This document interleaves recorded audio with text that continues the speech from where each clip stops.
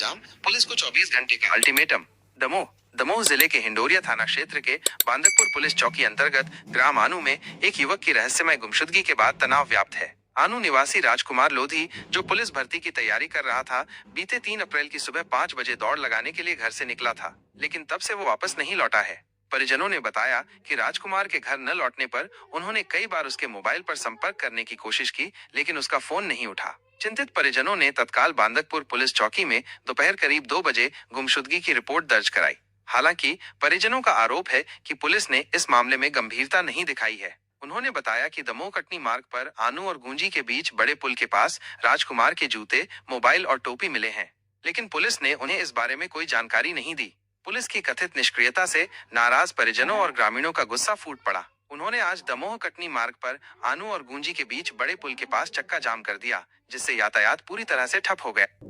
चक्का जाम की सूचना मिलते ही पुलिस प्रशासन में हड़कंप मच गया। स्थिति को नियंत्रित करने के लिए दमोह, हिंडोरिया, बांदकपुर और बनवार थानों से पुलिस बल मौके पर पहुंचा। एडिशनल एसपी संदीप मिश्रा और एसडीएमआर एल बागरी ने मौके पर पहुंचकर परिजनों को समझाने का प्रयास किया। उन्होंने परिजनों को आश्वासन दिया कि पुलिस युवक की तलाश में जुटी हुई है और जल्द ही उसका पता लगा लिया जाएगा।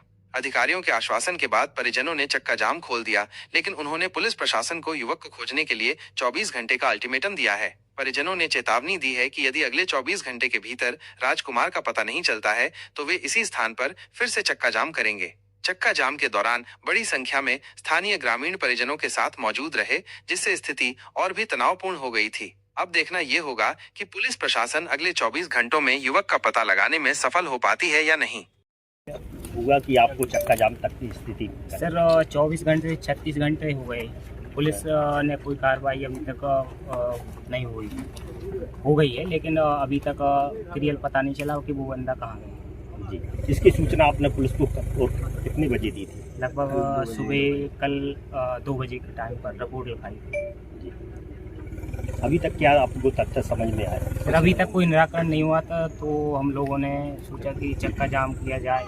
ऊपर तक अभी बात नहीं गई, किसी का वो था कि ऊपर तक बात पहुंचाई जाए।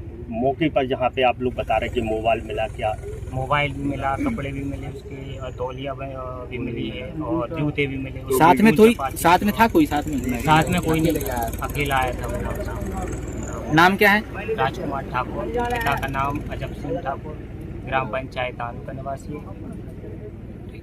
अभी 4-5 दिन पहले एक घटना और हुई।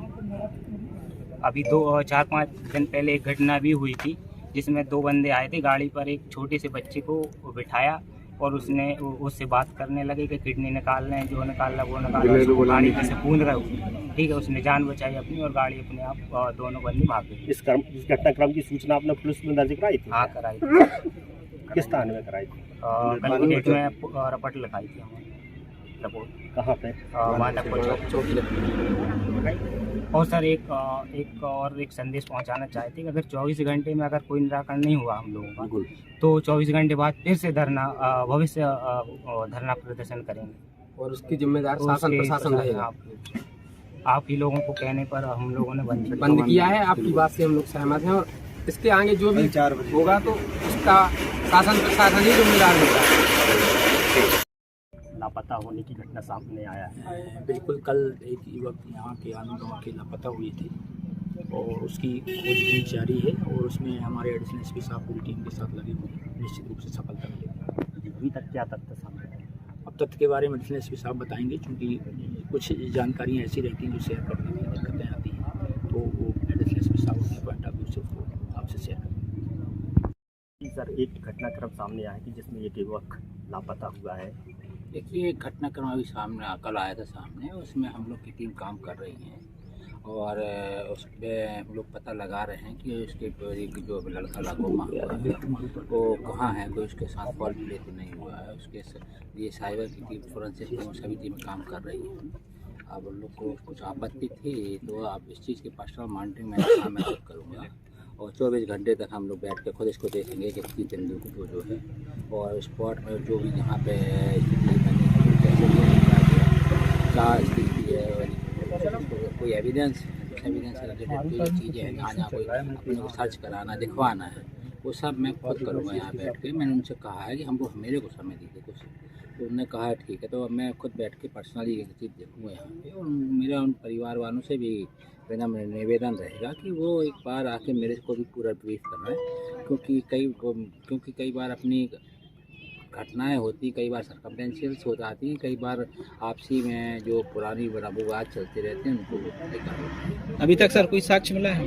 अभी तक वो जांच में कुछ चीज़ें हैं जो चल रही हैं हम लोग की, क्योंकि इन्वेस्टिगेशन हम लोग ओपन नहीं करते पूरा, पर हम उनको भी सुनेंगे पूरा अभी बैठ के में। और जो एविडेंस हैं उनके लिए हमने टीमें बुलाई हैं, साइबर टीम यहाँ काम कर रही है ऑलरेडी, और इसके अलावा भी थोड़े से साइंस बहुत सी टीम हम लोग की बुला कर काम करेंगे, और लग के मैं खुद यहाँ रहूँगा। जी, परिजनों का आरोप है कि 24 घंटे हो गए घटना को, अभी तक किसी प्रकार की जानकारी या कुछ प्रकार का सहयोग नहीं देखिए, मिला। 24 घंटे में उसको थाना प्रभारी से मेरी बात हुई है। थाना प्रभारी ने संबंधित अस्पतालों, मेडिकल कॉलेजों और RM वगैरह की ऐसे भी है, और हम लोग का साइबर टीम ने कवर किया है, तो CTR और साइबर टीम एविडेंस रहते वहाँ से वो आएंगे तो और भी स्थिति क्लियर हो जाएगी। फोरेंसिक्स टाइम और दूसरी टीम जो काम कर रही है उनके एविडेंस का एनालिसिस भी आना चाहिए सर जी। तो वो सब जब तक पूरा एविडेंस आ जाएंगे तो उस आधार पर हम लोग निर्णय ले पाएंगे।